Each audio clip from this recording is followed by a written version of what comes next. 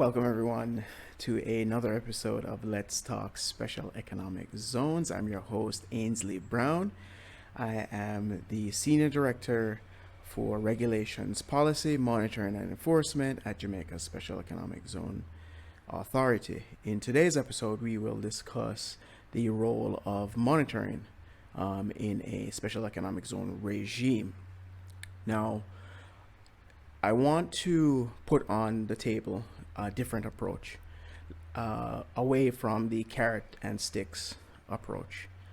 That's appropriate, but I want to put something on the table called self-compliance.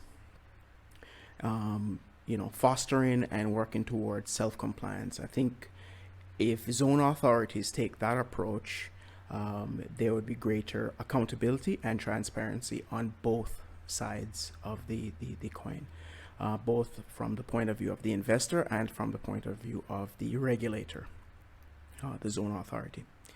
And it is a responsibility. Well, it's a responsibility of both, actually, the investor and the regulator, to move towards self-compliance.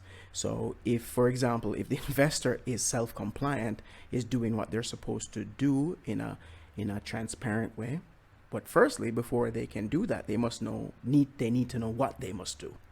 So that's the responsibility of the zone authority, to let the clients know. Oh, apologies here. It's a very hot day here in Jamaica.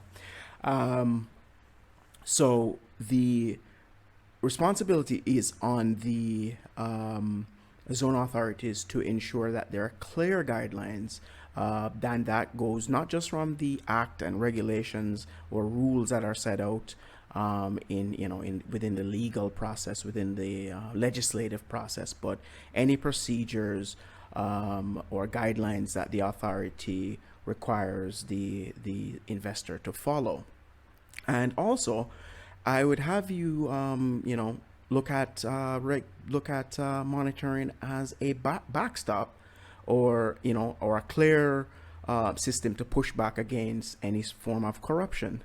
Because if you are monitoring and it is, on both sides, everybody is clear on what the rules are and are accountable to each other and to others, then it facilitates anti-corruption measures. So monitoring is not a negative thing. It's not a regulatory. I wouldn't want investors to look at it simply as a regulatory burden, something that I have to do it. I don't really want to do this. It's costing me time, money, and effort. Think about it in another way. Think about it as it's not just part of what you agreed to do when you signed up to become within the SEZ regime, but think about it as the mechanism to improve governance of the SEZ regime, through which, if there's any case of corruption or any case of wrongdoing or anything like that, you actually have something to fall back on, so that you've submitted your periodic reports on time and in full.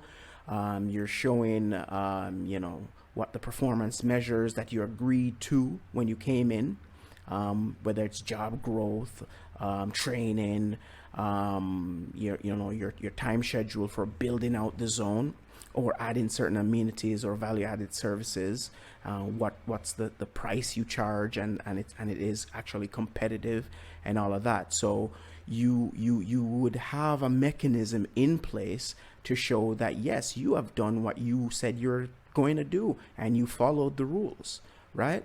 So again, self-compliance. So think about it that way, from the investor, that is. Think about it that way. You're being self-compliant, and with monitoring, it's not a regulatory burden. It is a means by which you are being transparent, being accountable, and this has become of ever-growing importance, not just locally here, but of course internationally. You have things like the UN Sustainable Development Goals that many companies have signed up to and say they're going to follow. So these sorts of things will assist you in measuring and showing that you are in fact complying with those goals. So If you liked what I had to say today or in this episode, please share, or subscribe to my channel. And please leave a comment down below. And, please suggest some episodes or, suggestions for future episodes. And I will get right back to you. Bye for now.